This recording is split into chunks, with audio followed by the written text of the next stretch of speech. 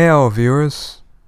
To this evening, I'm going to be talking about Elden Ring and my plans for Elden Ring content on this channel. I have had the blessing of actually being able to play it on PC not so very long ago, a few days ago, and that was a very that was quite enjoyable because for the most part I've been playing Elden Ring on console. So my first version was on PC. However, I had some problems with the DirectX version on my particular PC, and so I had to work around that, and eventually maybe it has to do with the patch version, but at this point it plays fairly well on my PC. Not to mention the fact that I'm able to use Sheet Engine. I basically do not use very many mods except for Reshade and Sheet Engine. For a Dark Souls game, for any type of Soulsborne game, well, of course Bloodborne, that was on PlayStation, and so you couldn't really use Sheet Engine. But for Dark Souls and Elden Ring, at this point I'm used to playing those games on PC and using Sheet Engine. Of course, I started on PlayStation 3 with Dark Souls 1, but I have to say my experience has been pretty good once I had gotten everything optimized. In my experience, the console version is, for FromSoft, their console releases have always been very good. But for PC, even when they were making the Dark Souls 1 through 3, I think probably the best PC release they had was Dark Souls 2, which, truth be told, when I think about it, about Dark Souls 2, it makes me want to play that game again, because it was just it was not as gloomy as this one. And when I think about Elden Ring, there are a lot of things I could say about it that when I think about them, I really do not like. There is basically no covenant system in Elden Ring, and I do not like that. I think that the covenant system, regardless of whether people sort of think it was corny or just underdeveloped or whatnot, I think the covenant system was it brought some personality to the online play and sort of gave people a sort of story reason to engage in the online play, and they sort of provide that in this game, but it is not like it was in Dark Souls 2. I think Dark Souls 2 had probably some of the more elaborate covenants, and in Dark Souls 1 and 2, I believe, are probably the best. I think Dark Souls 1 is probably the most enjoyable in terms of covenant system, but there was so much that games that Dark Souls 2 had. The online play seems to me to be so underwhelming, and it seems to be basically there's so much here that I will put it this way. The online play, in my opinion, is not worth my time, so I do not really pay much attention to the online play. I basically just occupy my time with offline play. The online play, there's just too much lag in it to begin with, and that to me is just not what I want to deal with. I really do not.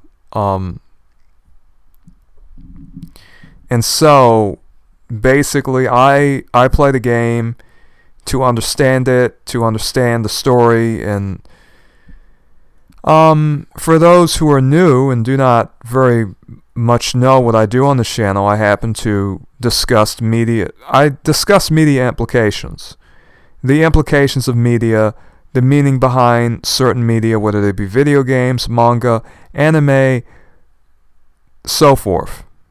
Now, I did at least 2 videos on Demon Souls. I have done a couple of videos on Elden Ring, some even having to do with some of the more interesting dynamics of the Elden Ring communities, so to speak, which is a very interesting subject. But basically, the most compelling and interesting thing to me about this game is the story. Just like many RPGs, especially today, Elden Ring, I will say this, not all RPGs are, especially, how should it be said, ideologically significant, philosophically significant, symbolically significant, but this is. There is much to find, and I have said before in one of my videos that Elden Ring is like a mystery game, and I am firmly convinced that Elden Ring is not necessarily a role-playing game, because the role that you have in the story is so minuscule. You are a character who basically has no agency. You really are. You basically have no agency. There are a few decisions that you get to make, very minor decisions, very minor input that you have. And so, basically, the ending you choose sort of represents your own ideology, your own sort of worldview. And the question, of course, then becomes, alright, we have presented to us a variety of different worldviews. From different NPC characters who are basically giving us different quests and stories and whatnot. And I will say that Elden Ring, out of all of the FromSoft games, is the most religious game that I have ever played. Some people may disagree with that, but truly it is. The religious influences are massive. The philosophical influences are massive. When we consider the definitions of philosophy and religion, these are abstract words. They're not concrete and rigid words. They have to do with belief systems. They have to do with what one believes and accepts in terms of thought processes, in terms of what we even dedicate our lives to in a very abstract sense. So this is a very religious game. And so different NPC characters come to us, and they basically present us a way of basically changing the world. I have seen in this game, and basically I've been doing study. Basically I've been educating myself as I play this game, which is what I do with media now that I happen to play, or watch. In the case of movies and television series or whatnot, basically I have been looking at everything in the game, trying to understand it. What is the meaning of it? It is quite a mystery game. So they take from various religions, it would seem, in terms of influences. Christianity, Buddhism, alchemy, Gnosticism. I have seen all of these things presented in this game.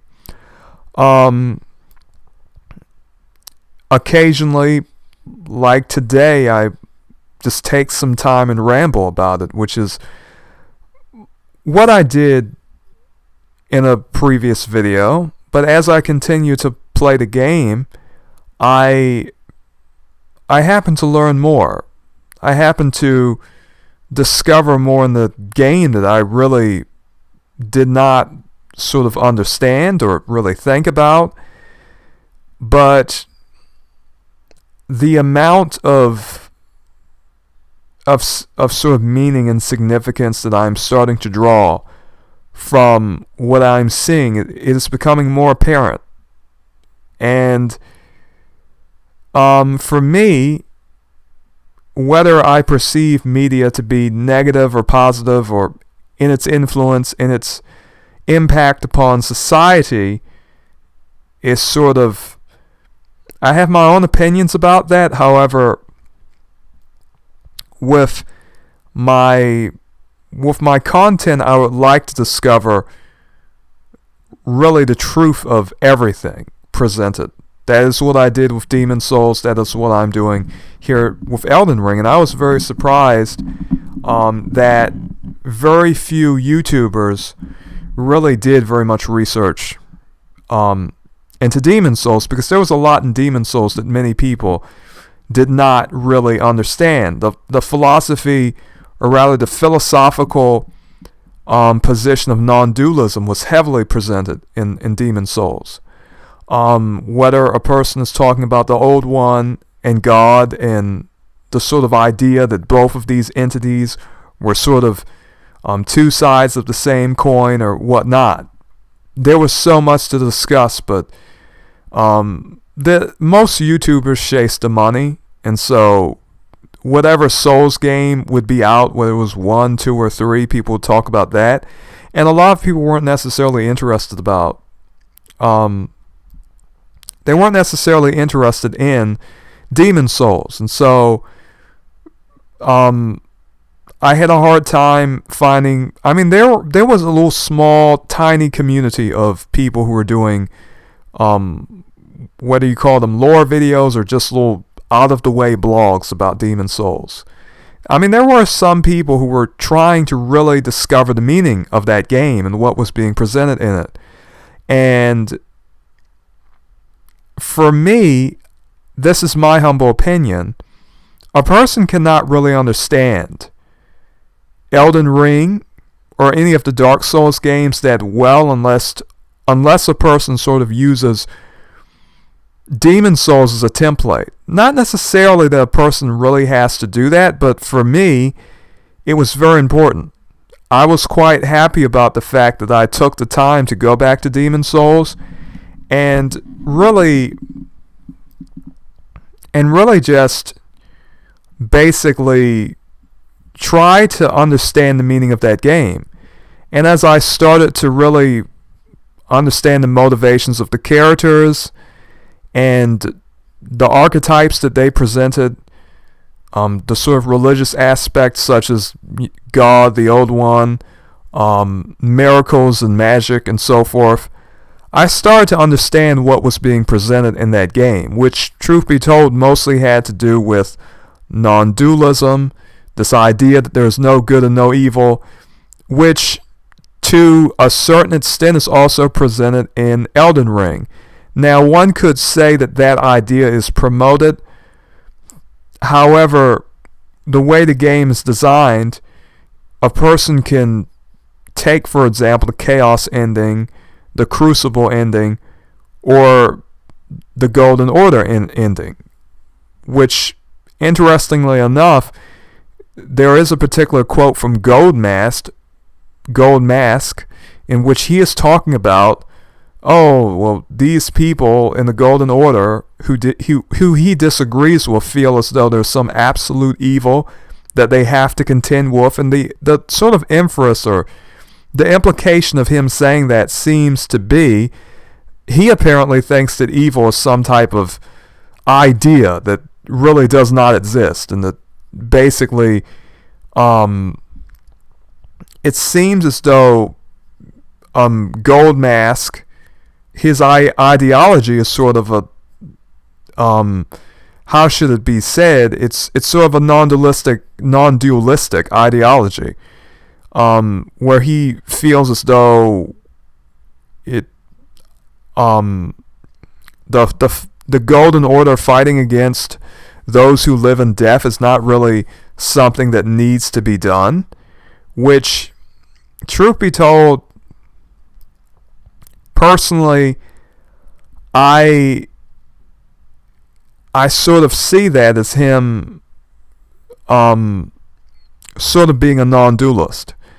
And I see that as a narrative in Demon Souls, Dark Souls, Elden Ring in different ways. Now, this whole video is going to be me basically speaking. It's going to be an improvisational video. I have the gameplay here in the background. I'm not talking about anything particularly structured. However, there are some things that sometimes I just like to get off my mind because I've been playing this game basically ever since it has come out, and basically I've been doing different creative content based on it. Now, is it receiving very much fanfare? No, and I do not expect it's going to receive very much fanfare. But with so many people talking about it and not necessarily really talking deeply about what everything seems to represent, I feel as though at this point I have really no reason not to talk about it. It has sort of been a thing I've delayed. But anyhow, you have the Golden Order, basic Christian archetype. You have your sort of alchemical type of group, the perfumers, who are a type of, how should we say it, they look like people in the Eastern Church, apparently according to Tarnished Archaeologist, another YouTuber, who did some research into this, who may or may not have gotten some information from Reddit. I do not know. But I mean, there have been a lot of ideas that have been talked about in the community of people who have been looking at this game. And so the information is there. Basically, the Golden Order has a lot of influence from what I suppose might be called the Catholic Church, probably Eastern Orthodox Church too, and Christianity in general. So that's sort of our sort of Christian archetype. What else do we have? We have our sort of Gnostic archetype in Rani. In a sense, and I say Gnostic because it seems as though everything having to do with Rani seems to be related to the spirit. And basically, I'm going to talk more about everything in a more structured way at some other point in time. But for Rani, that's a very confusing subject. I think it is very meaningful and very symbolic that she decided to have her body destroyed with the fragment of destined death, or whatever it is called, and she forsook her body for a doll. And basically, when I think about that, I think this is a person who does not really care very much about the physical and is more concerned with the spiritual. And to me, that sort of represents a sort of Gnostic archetype, not necessarily a Christian archetype or even a Buddhist archetype, but a Gnostic archetype, such as the idea that the physical world is some type of perhaps illusion, or even something that is not so very valued. I will put it that way, that the earth is not something that she particularly cares about, or there's this idea in Gnosticism of a demiurge, of a god who creates the physical material world, but is evil. Some of you may know about the context that I'm talking about. Some of you may not know, but it is very interesting. But Rani and perhaps even the whole Rhea Lucaria group seems to in some way indicate, or rather, they seem to be like that in a sense. They put glintstones on their heads, and some of them even put primeval shards into their hearts. And they can basically put that into a doll and live as a doll. And of course you have Rani, she wants to go to the stars. So to me, that's a Gnostic archetype. Now, in regard to the whole frenzied flame narrative, the frenzied flame narrative seems to me to be rather indicative of Buddhism, the idea of sort of how should it be said, giving up your ego and melting into ultimate reality, this idea of the cosmic mind, or even the sort of chaos, the sort of primordial chaos, and this idea of returning to the source and somehow being sort of enveloped, or sort of becoming one with, some New Age people say, becoming one with the universe, so to speak. That sort of idea. Now, as you can see on screen, look at this glitch. If there's too many characters on screen, sometimes they sort of glitch out. And I've noticed that that was the same glitch that was in Dark Souls 2, Bloodborne, and it is in this game. And it doth not matter how good your PC or whether you're playing it on PlayStation or Xbox, it really doth not matter how good your hardware is. It will always glitch when there's too many enemies on screen. It is the engine that FromSoft used. And I remember on TikTok there was someone commenting about the roll delay, and I had made a little TikTok video about the roll delay. And basically, someone was saying, "Oh, there's no input lag. There's no input delay in Elden Ring," and they would not admit it. And basically, they said, "Oh, you're just poor." And I thought, what does that have to do with anything? It's not. It really is not about how good your hardware is. It is about the engine that FromSoft uses for these Souls games. But anyhow, the frenzied flame sort of represents Buddhism, sort of represents the idea of Buddhism, sort of represents this idea of giving up your ego and becoming one with this sort of idea of original reality of chaos, basically. In Buddhism and Hinduism, to a certain extent, there is an idea of basically giving up your ego, not being an individual, and sort of becoming one with this sort of all-encompassing reality. And there's this idea of your ego being somehow some type of delusion that you have, and you have to sort of melt back into this idea, this ultimate sense of reality. So to me, the Frenzied Flame quest line of sort of burning everything with this yellow flame seems to be much the same. Now, in regard to other parts of the narrative, I've been finding so much having to do with numbers, and symbolism, number symbolism. Some of you may already know what I have been doing in regard to number symbolism from my my last Elden Ring video. I've talked about the symbolism of the 2 fingers. I've talked about the symbolism of the 3 fingers. I've talked about the numerological symbolism of 2 and 3. 2 is the number of division. 2 is the number of duality. 3 is the number of unity, of completeness to a certain extent. Now, both of those numbers have other meanings, especially 3. However, for the 3 fingers and the 2 fingers, basically you have the symbolism of a hand. A hand can represent power. A hand can represent will, willpower, and to some extent. So basically you have the representation of a hand with 2 fingers or 3 fingers.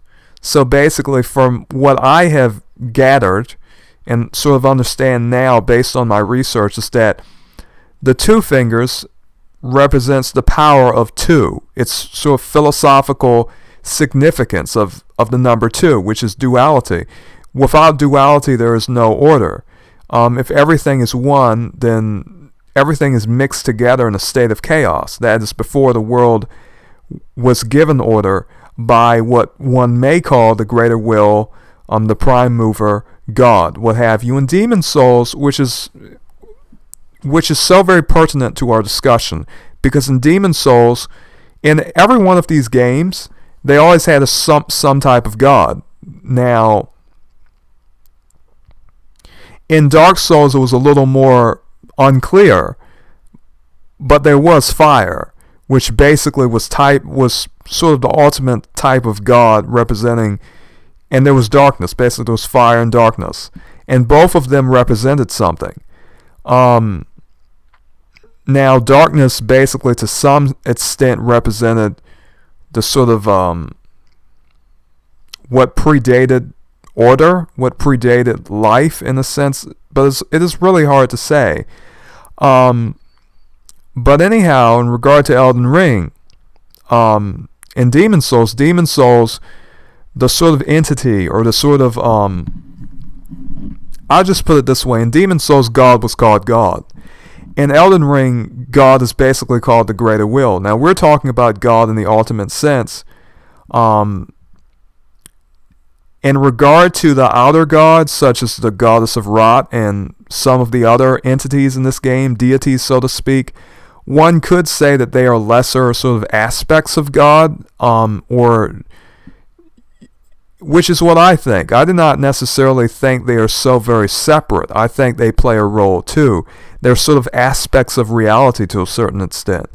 However, I think the greater will is sort of the ultimate God in this ultimate sense. And he sort of sends down a sort of astrological beast that basically establishes what age it is.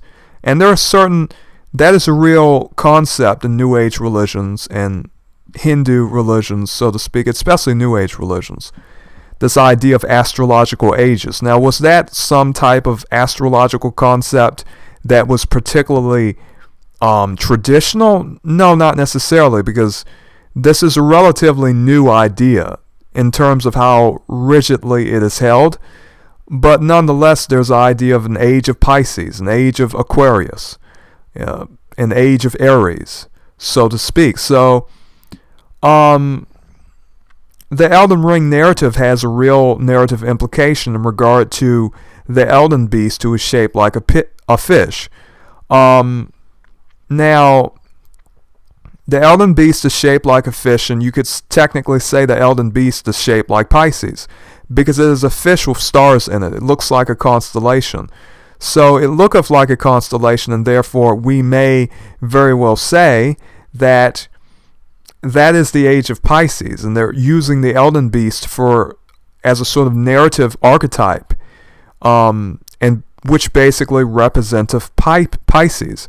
And so, it is so very clear to me. Now, what does Pisces represent? Pisces represents the values of, according to New Age people, Christians. They say Jesus, when he had fish and he was multiplying fish and bread, ever since then, historically, fish has sort of been a representation for Christianity, because Jesus had multiplied fish. And so the idea is that by New Age people was that the Christian age, the rise of Christian civilization, so to speak, Christendom, sort of nations in which Christianity was the religion of the state, and the sort of worldly influence of Christianity was considered the age of Pisces. Now, many New Age people say that eventually the age of Pisces will end, and basically what they consider to be Christian hegemony, Christian ideological and philosophical dominance will come to an end. They say that new age will be the age of Aquarius. So this is the very interesting concept that is being used in this game, it would seem, and I am convinced about that. I have talked about it before. To me, it is so very obvious. to me, the symbolism is so clear. I cannot think of any other astrological fish other than Pisces. So we may say that this is just an idea that they were inspired by, but I think that it is more than that. But I must say that it really does seem like that. Now, in regard to, let me see, what other factions do we have? We have our deaf faction. We have those who live in death, which really does not receive very much. It receives attention, but not as much. I will put it that way. Now, in regard to the Omen group, which seems to in some way be related to the Mother of Truth, it seems to in some way be related to, what else are they related to? I think that is about it. One of the enemies in this game, Morgoth, the sort of king of Leyndell. He is an Omen, and he also has the power of Blood Flame later on when you fight him, which is very interesting. And obviously, for those who do not know, obviously there's spoilers in this video. But anyhow, I think that I'm still trying to think of those connections. And I'm still learning things. I'm still discovering things. Now, in regard to numbers, basically we have the 3 fingers representing chaos. We have the 2 fingers representing order. We have 2 and 3. So we have the one great that's talked about. This is the sort of creation story, the sort of Genesis type story in Elden Ring. But when I think about it, I mean, there are some, it's basically 1, 2, 3. 1 great, 2 fingers, 3 fingers. And the idea is that the greater will split, basically split this one great and created things. So, I mean, that is basically, it basically is a very religious and philosophical game. Now, in regard to 8 is associated with death and destruction. We fight the fire giant. The fire giant has sort of a face in his stomach, and this face has one eye. It's like a cyclops. All right. And the pupils. It has, let me see. It has 8 pupils surrounded by a bigger pupil. And when I think about that, that makes me, it made me wonder what the significance of 8 could be. And apparently 8 can be a number of death and destruction. 8 is also a number of renewal. 8 is also a number of rebirth and new life. So the idea is that this fire is burning down the old. And basically I copied a few quotations from a book that I had found not too long ago, at least today I believe, or yesterday, I cannot really say. However, this book said that 8 was a number that basically, 8 is a number that basically represents destruction of the old. So this game has a lot to do with death. It really does. And so I wanted to understand more about that. I said, all right, we have this sort of destined death. We have fire. Everything in the mountaintops of giants is basically dead. In terms of, and I'm not talking about the creatures, but I'm talking about the trees. All of the trees are dead. You have spirit jellyfish, and It's just that every tree is dead. There's very little greenery on the mountaintops of giants. And so the giants are another interesting group.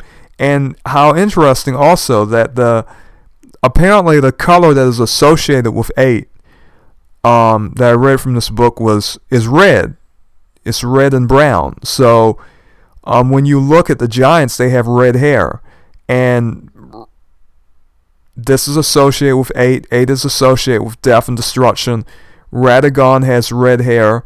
Apparently, some people say the Erd tree was burned down when the giants had basically had their fires, and that only a small part of the Erd tree is actually existent, and that the rest of the Erd tree is sort of some people claim it is an illusion. I do not think that. I think that it is not an illusion, but it's the spirit. The spirit of the tree is left, and the physical part has been abstracted. The spiritual has sort of been abstracted from the physical, and that's the idea. Now, the number 8 apparently has biblical significance. So we have the giant, and it was interesting to see the giant has 8 pupils, 9 pupils technically, and 9 has other implications. But around this 9th pupil, sort of in the center, are 8 pupils surrounding it, and 9 has some other interesting implications. 9 sort of is the number of finality. 9 is the number of the sort of the ultimate, so to speak, I suppose. So it is a very significant spiritual number. It is also apparently the number of black magic. So that is interesting. It is also related to 5. Or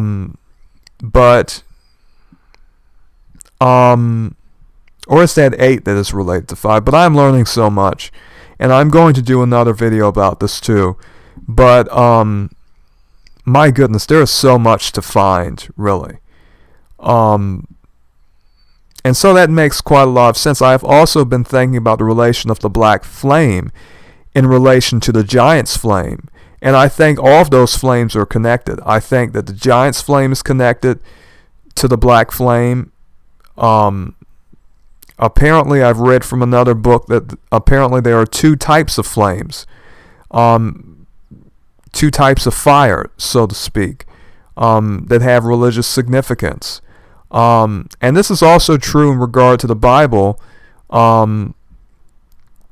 in which I forget who.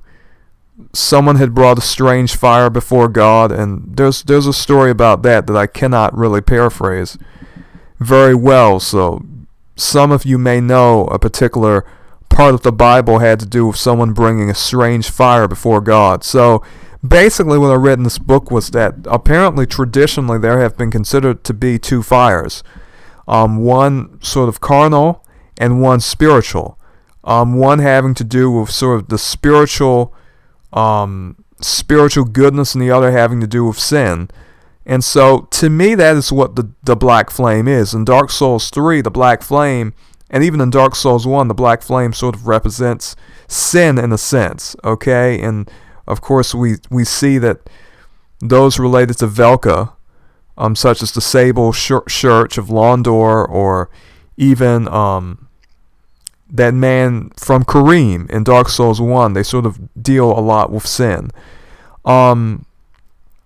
And it seems as though the black flame itself has to do with sin, not to mention the fact that the black flame is sort of related to some other things. But basically in Elden Ring, I think it is the same thing. Now, it is not very much of a surprise. Most people, especially myself and other people, think that Melina is sort of the Gloom-Eyed Queen. A lot of people think Melina is the Gloom-Eyed Queen. I do as well. I think that she killed the Finger Maiden in that church. And basically most people I think a lot of people for the most part think that, but that's not even worth really talking about. I'm talking about what everything means. I mean, we could speculate about that for a long time. who really knows, to be honest? There's some things, of course, FromSoft keeps things so vague that, I think you can have a good sense of what they're trying to convey or what their idea was, but it really does not matter for the most part. But basically, I think that she is the Gloomite Queen. But what Black Flame represents, I really think that Black Flame represents sin. That's what I think Black Flame represents. They say Black Flame is heavy, and they said Black Flame was heavy even in Dark Souls 3. So when I think about the Flame of the Giants, I think the Flame of the Giants is somewhat different than the Black Flame. However, I think at the same time that Radagon is sort of, I think that what he is sort of, he's, in a sense, he does have a relation to the Giants. And what the Golden Order has sort of done is sort of, I think they represent more of the spiritual sort of significance of the Erd Tree. Tarnished archaeologists talk about the Erd Tree being burned, and I think that is true to an extent, but I think the spirit of the Erd Tree is something different than the physical Erd Tree, to put it honestly. But that's a whole nother discussion. I think the Giants basically burn things because they see the physical as something that needs to be basically overcome, and that really is their curse. They feel the need to burn things, and sort of they think when they abstract things from the physical that they sort of purified them, and I think the Giant's flame basically in a sense represents purification. They're burning the old, because that is the significance of the number 8, and they're bringing things to a spiritual finality, because the fire giant has 9 pupils, but there's literally 8 pupils that are surrounding the center pupil. So there's a lot of number symbolism. Now, let me think. In regard to Ronnie, I think Ronnie is sort of an Elden Ring version of Maximilian Thermidor. Now, a lot of people are getting interested in Armored Core now. People are talking about Armored Core 4 and Armored Core for Answer. And so a lot of people are talking about the things that I knew a long time ago when no one was interested in the Armored Core games. But now that FromSoft is making an Armored Core game, all of a sudden, well, all of the people who really had nothing to do with Armored Core they're really interested in Armored Core now, which, a lot of us were waiting for people to play with. We were, in the lobbies and so forth, and it was very hard to find people because it was a very small community. And now all of these people, all of a sudden, it feels kind of disingenuous because it just seems as though they're just doing the popular thing. But no, for most of these people, they were really affected by Dark Souls and Elden Ring to the extent that anything FromSoft does or anything this company does, they're just obsessed with.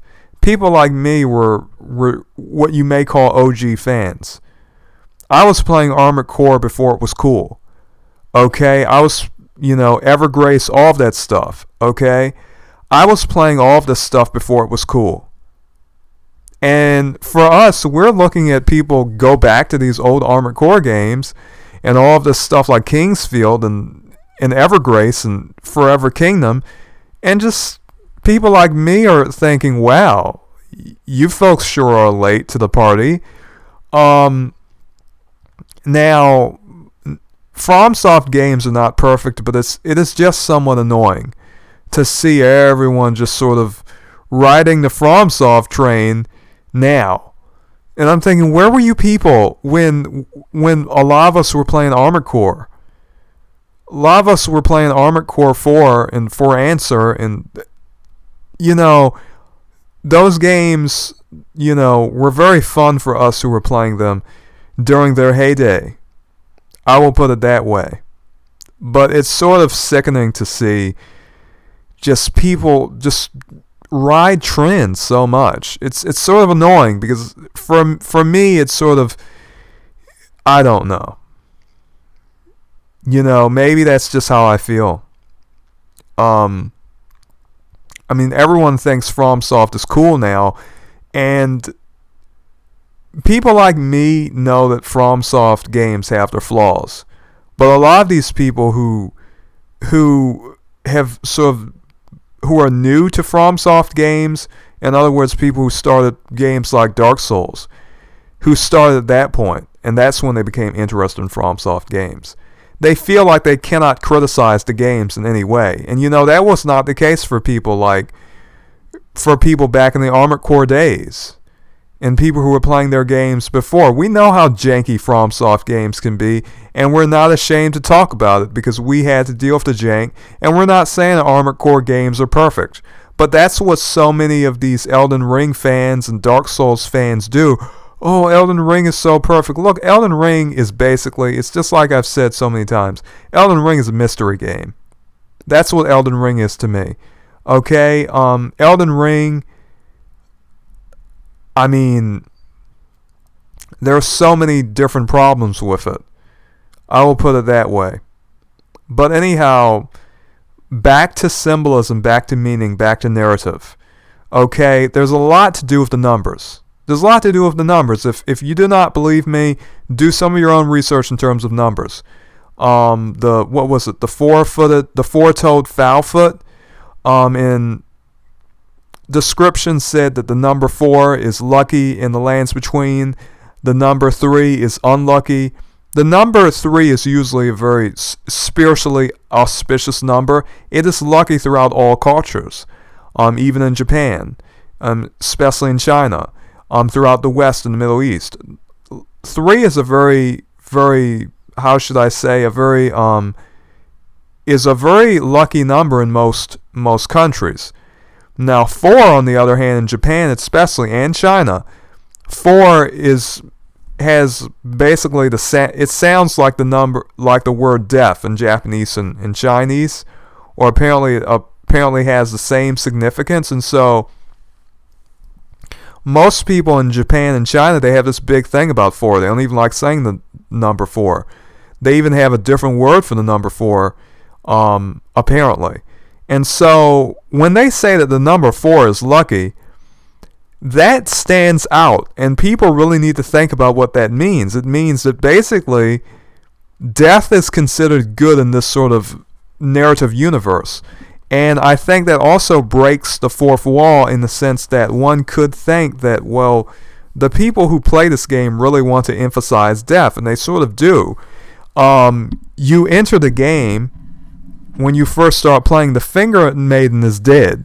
And basically the person who is your Finger Maiden is the Gloom-Eyed Queen.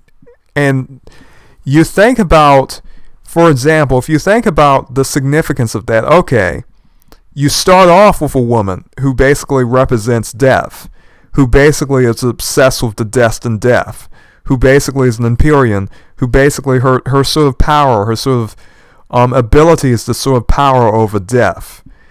Of course, Malekith took the destined death from her, and somehow it seems as though she is reincarnated, or somehow she was reborn through the Erd Tree. Something like that happened. Okay, whatever the significance of that is or not, which I can't really explain that well now because I'm just talking off the top of my head basically. But when I think about that, it really makes me think the people who made this game, they really want death to be its center stage, and they succeeded. The game certainly is about death, and that's sort of the main theme throughout this game. You have to destroy the old, you have to bring in the new, and so the number 8 is very important in this game.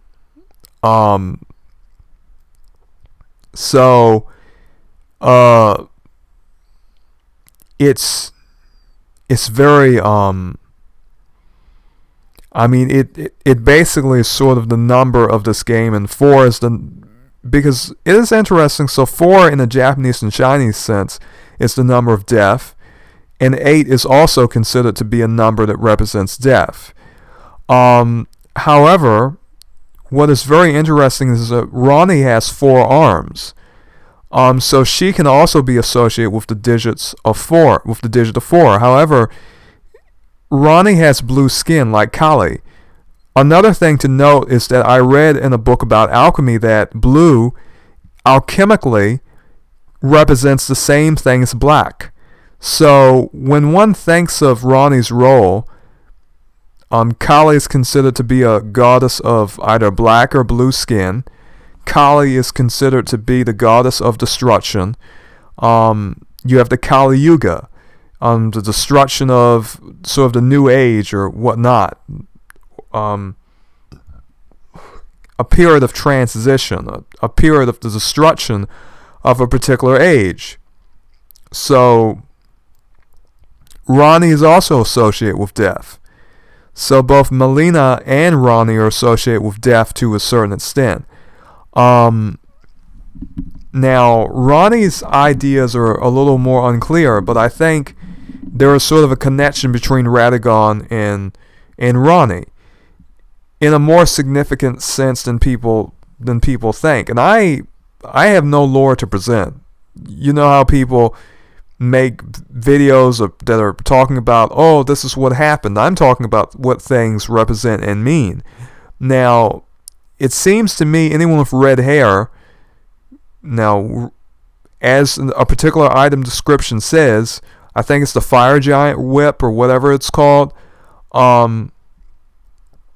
it's basically associated with the giants. So the giants are obsessed with burning anything physical down.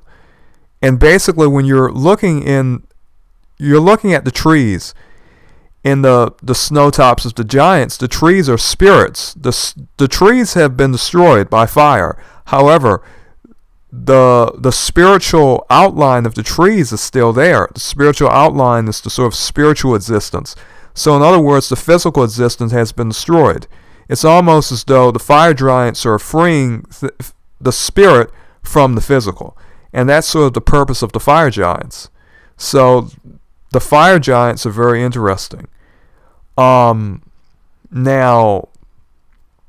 there are other implications behind that that maybe one day I will talk more about. But right now, at this time, I'm still learning. I'm still learning a great deal.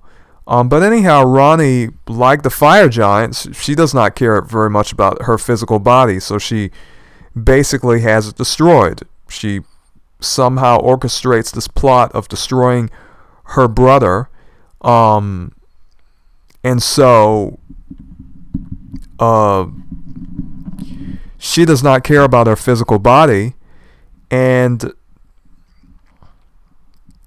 she, just like, I think many people do not sort of understand the significance of that storyline of Ronnie, because there was another interesting thing that had to do with what was it? What was the particular thing I'm thinking about? Let me think about it. Oh my goodness, why did I forget? But basically, it's that thing that Ronnie says in her ending. Okay, she's saying you won't even. I forget what she said, but it was very controversial, and a lot of people did not like the English ending. So I read the Japanese ending of Ronnie, and basically the Japanese ending had the same implications to me, because she was basically saying she was going to take the golden order to the stars. And so, to me, I think that when you look at what the people in the Eternal City do, they're not so very concerned for their physical bodies, because one of the mimic tears, or not necessarily the mimic tears, but it was, what was it? it was a particular spirit ash that you can get, in which it says that oh, excuse me, I sneezed. In which it says basically that I think that particular spirit ash had said that that one of these people, and I think it was one of these Noxtella or Nocron people, you know, the women with the swords, and one has a whip, and or well, the swords that they use act like whips. But anyhow, it says that she became a mimic, or not a mimic, a spirit of her own accord. So that indicates that she doesn't really care about her physical body or physical existence. And basically, you know, that silver seems to be quicksilver. It seems to be mercury because it has no form. It sort of is formless. So when you see the mimic tears or the mimics, the mimics basically are made out of mercury. And if you play the game and you sort of do the starting, what is it called? I forget the name of it. It is, you know, that sort of, the starting body set. They say different things. Different things are written on the starting screen. If you get the one with the gray skin, okay, it basically says that you came from the Eternal City and that there was a time when those people bled silver and that their blood was silver. So that indicates that basically those people are basically mimics, or they basically sort of all have the same sort of root. I mean, if their blood is silver, it has to be quicksilver. It has to be mercury. And if it is mercury, then that indicates that they're made out of the same stuff the mimics are made out of, which is very interesting, and that has all types of implications, okay? But mercury is a metal that is often associated with the spirit because it can be a solid, it can be a gas, it can be a liquid. I'm going to do more research into that, and I'm going to sort of create a blog and a video explaining that in more detail. But there are some very, very interesting things to investigate. There really are, that I am planning to look into. But the whole idea of Ronnie, and I think her whole ending has to do with this Gnostic idea of sort of getting away from the physical.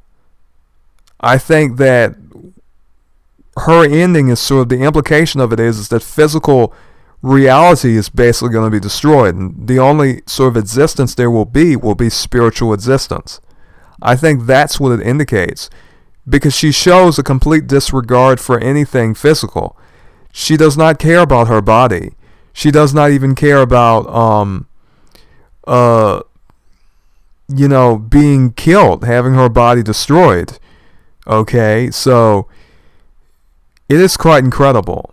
And there are some other things that a person could talk about, like the Black Blade and different things, and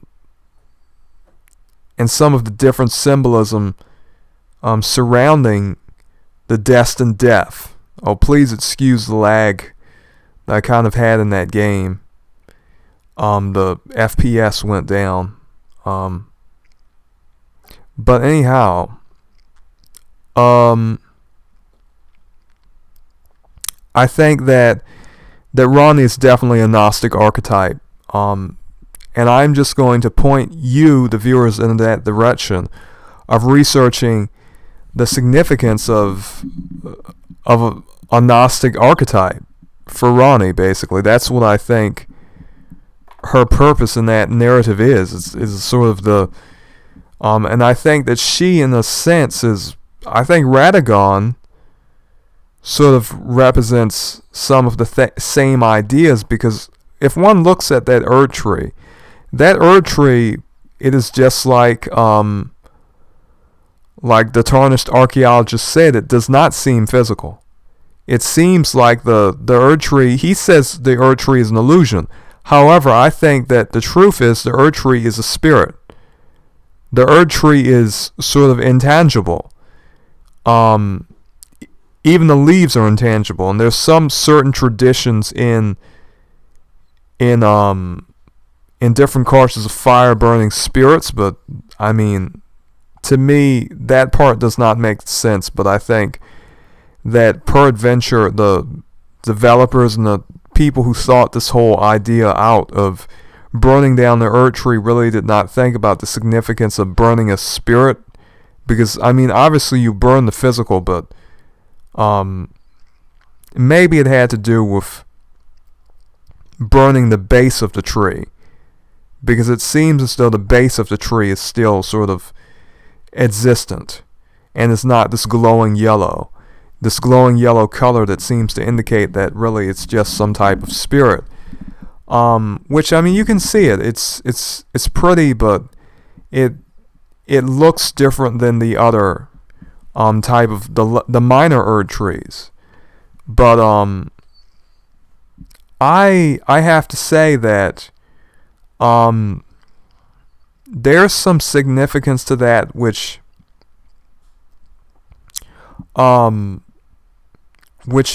has to do with basically a spiritual existence and a physical existence. And I think a lot of the game has to do with that. Now, what else could I say about this game? I would say that those of you who enjoy a good mystery game would quite like it. But I mean, it has to be a certain type of mystery. To be entirely honest, I think that is what this game is promoting. It's promoting mysteries in a sort of alchemical, philosophical, and religious sense.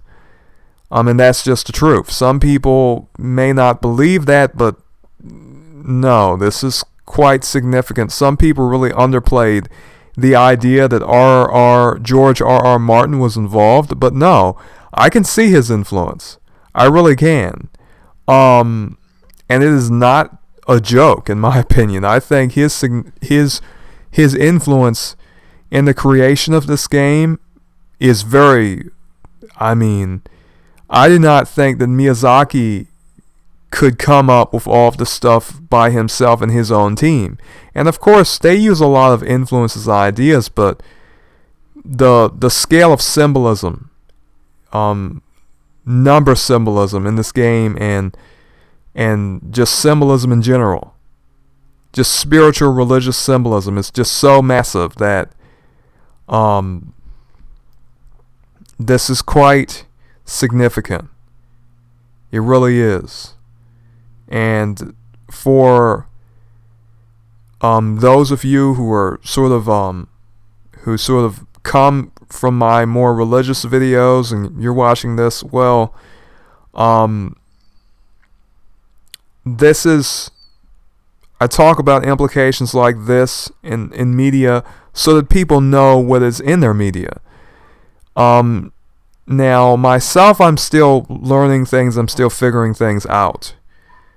And sometimes there's so much that is involved that, to be honest, I have a really hard time figuring all of it out myself. However, if I can present some of these ideas to you, maybe you will have an easier time understanding sort of what things mean, because I see people are really talking quite a lot about what has happened in the story, but I see very little people talking about symbolism, talking about the religious aspects of the game. These are things that are not talked about in regard to Dark Souls and Elden Ring, not very often. Now this video is basically a disconnected rant, a ramble, so to speak. It is not something ordered or structured at all. So this is not my usual content that is somewhat more structured. This is just me talking because I just feel like it. But anyhow, people, this has been very interesting. For those of you who've sort of subscribed for Demon Souls or Elden Ring content, I think I will be doing more of that. I have to work around my schedule. Because I really do produce a lot of varied content, a lot of broad content for different people. And so when you're like me and you don't particularly have that much time, you know, I cannot really say when I will be able to do more of this. And it is probably why I started this channel, was to do Elden Ring and Demon Souls videos. And sometimes I'm not necessarily able to express my ideas all that clearly, because basically it is just as I have said. When I started doing these videos, I said I want to know what things mean, more so than than a sort of narrative review of the story. So a lot of what I'm talking about, you may have to read different books in order to figure them out, but if I can point you in the right direction, then that is good enough for me. So this may not help everyone, and it may not be very useful at all. It may not be. It really may not even be very useful at all. However, for some of my viewers, especially some of my fellow brothers and sisters in Christ, some of you like to know what is in the media that you consume. So that is what I'm here to do. I'm trying not to have any type of bias and look at things in a very unprejudiced way.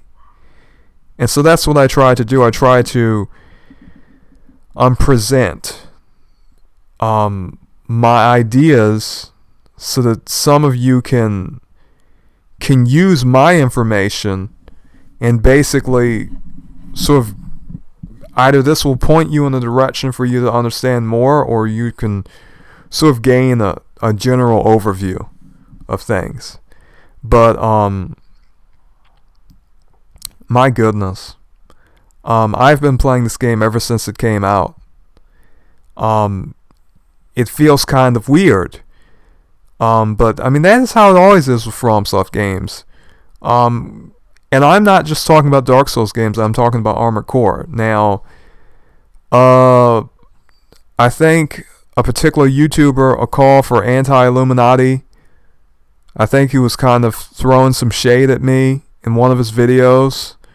I'm not particularly sure if he was or not, but I'm not a fan of any of these games. I just do the content. Okay, now he talks about exposing, symbolism and many other things, and that is interesting for him. I do the same thing in my own way. He was a big inspiration to me, but I have to say, there are certain people, they just were not giving me enough information. Not too many people really talk about it. And I went to the lore tubers to see if the lore tubers were doing videos about symbolism, and they were not doing very many videos about symbolism. And I felt the need, I want to know what it means. What are they talking about? What is the philosophical, religious, and ideological significance of it? Now, I myself, I have my own ideas. Do I believe what the game promotes in regard to non-dualism and some of these other ideas? No, I do not. I have my own ideas. I believe that there is good and evil. I believe that there is not some type of illusory concept that we create. But I know that is what was promoted in Demon Souls, and I know that to some extent is promoted in this game, Elden Ring. And some people really like this game, and some people do not know some of the ideas that this game promotes. And so, that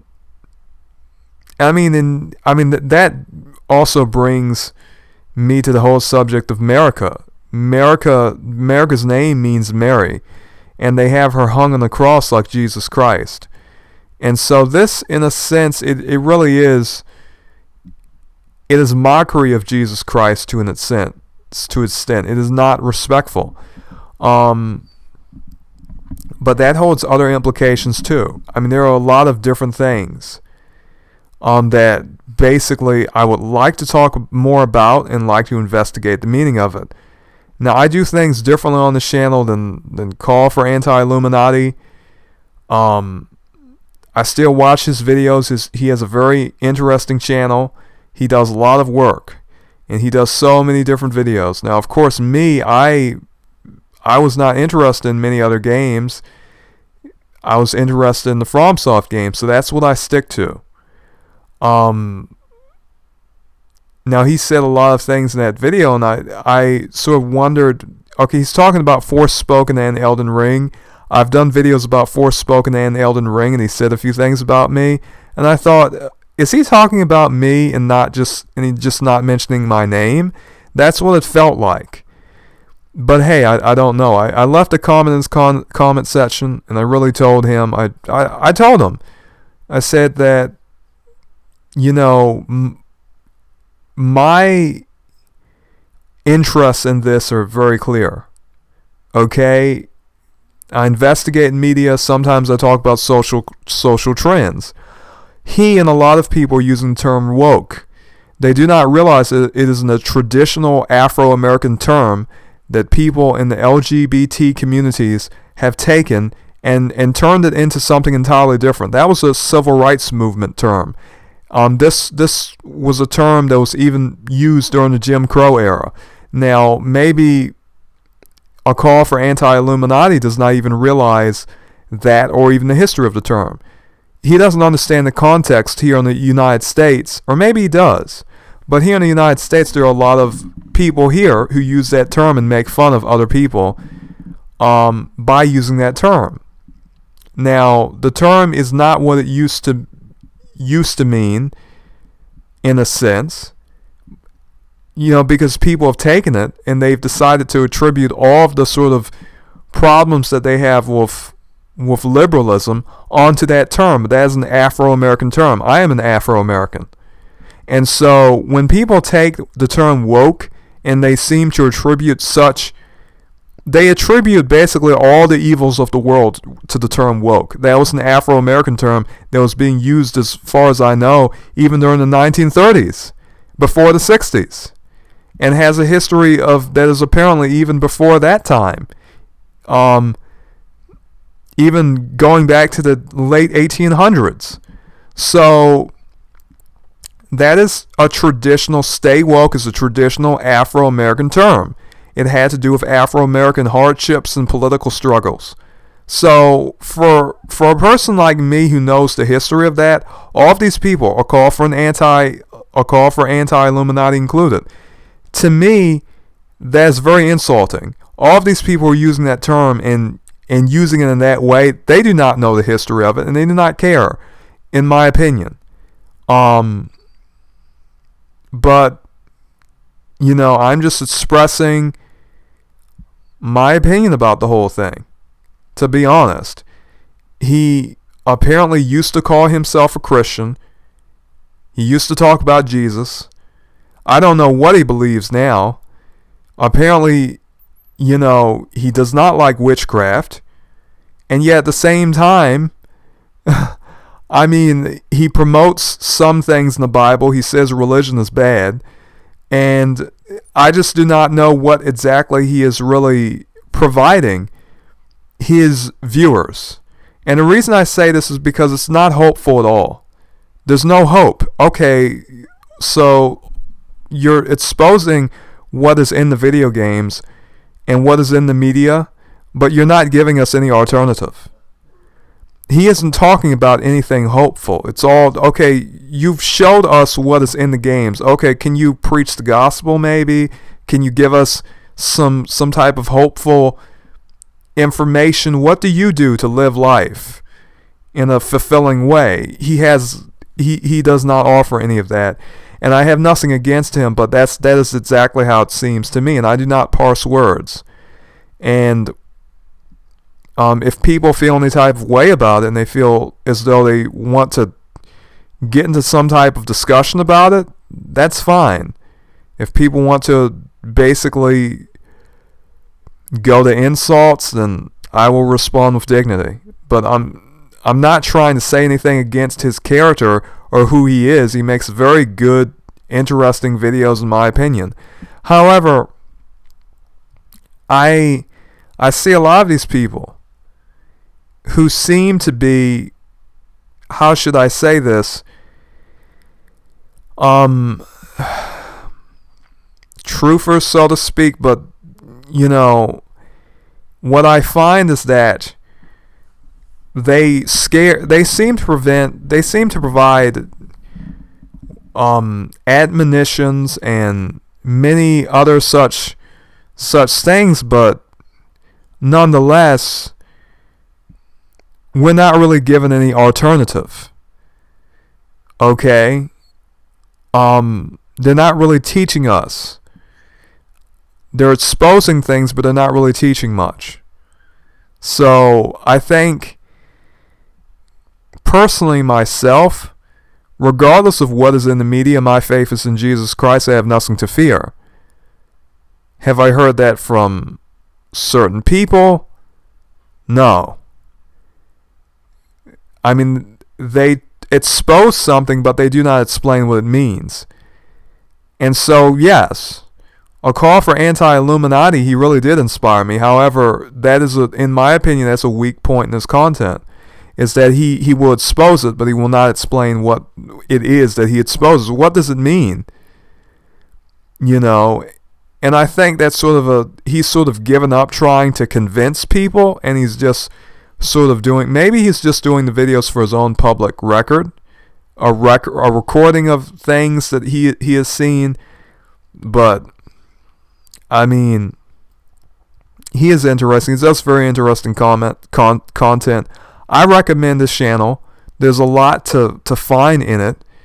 He basically shows all of the eye symbolism in video games and different types of symbolism. He does good work.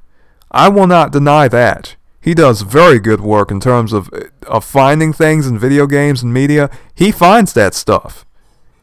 Okay? There is no doubt about it. However, I'm just getting kind of tired of a particular type of content. And I'm not saying that particular type of content is bad content. Josh Sparrow does similar content. There was a man, what was his name? Jeremiah Cohen. He did similar content, but they expose so much, but at the same time, it seems as though, for me, I do things a bit differently. I will literally go through the trouble of reading different books just so I know and understand what it is I'm exposing, so that I can explain, okay, this is in a video game, this particular ideology, this particular philosophy, this particular symbolism, these particular religious elements are in a particular video game or piece of media. What do they mean? And I can present that. I can also present my personal perspective as well, but regardless if I present my personal perspective or not, I cannot convince everyone to think like me. So I have to be fair-minded in the way I do things. I have to try to be fair-minded in the way I do things if I want to do things in a very impartial manner. Because I could do things in a way in which I just say, I do not need to necessarily, basically explaining much of the stuff that I see and come into contact with. But, for me, I do not want to do content that way. I could do a lot of videos about the things I see. It's just I haven't not, for one thing, I do not have the time, but also, I I like to take my time and know what I'm seeing. Okay, if I see some type of symbolism, I want to know what it means. So that is sort of what I'm doing here on the channel. If you're new to the channel, that's what I sort of do. Now, all of the channels I just mentioned, I have no problem with. I think they produce really interesting content that I quite like. Maybe you might like it as well. Okay. But it's just not exactly the type of content that I make.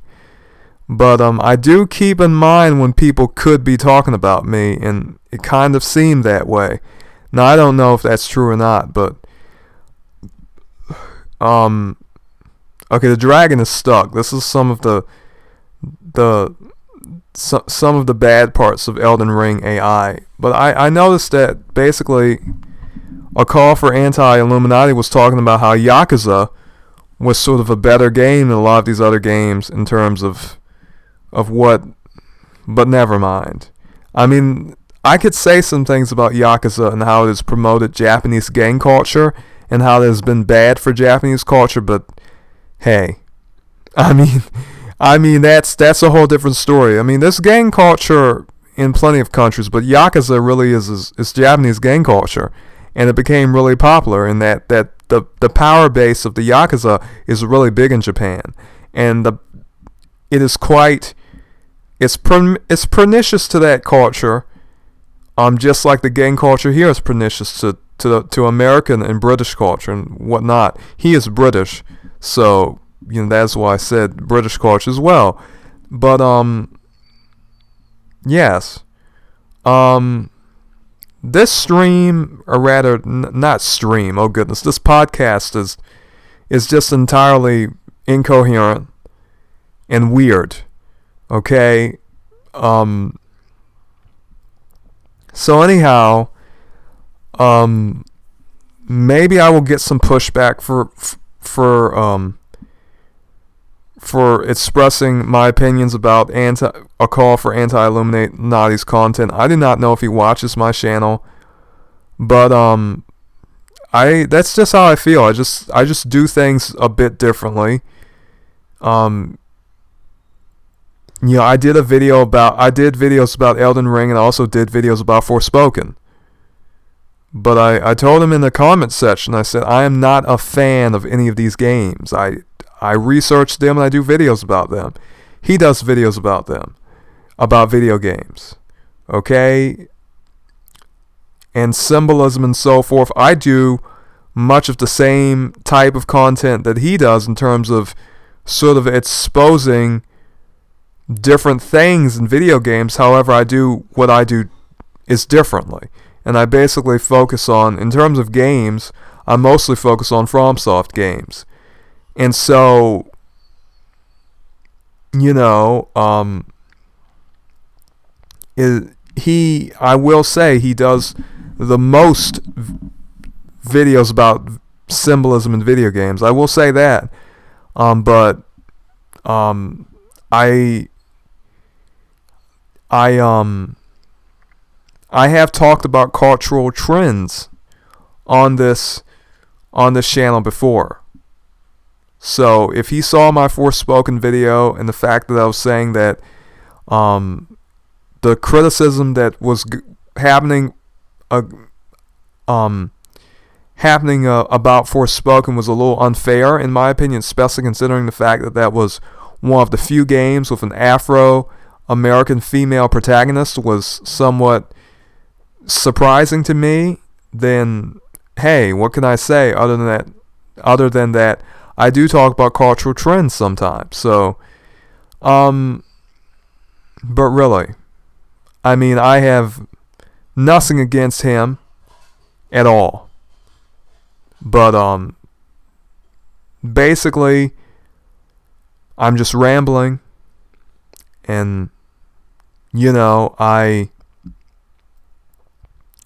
I just have to tell the truth about it. But anyhow, most of you probably have no idea what I'm talking about at all. But anyhow, I think this is a good time to end this video. May May you be blessed and fare you well. All right.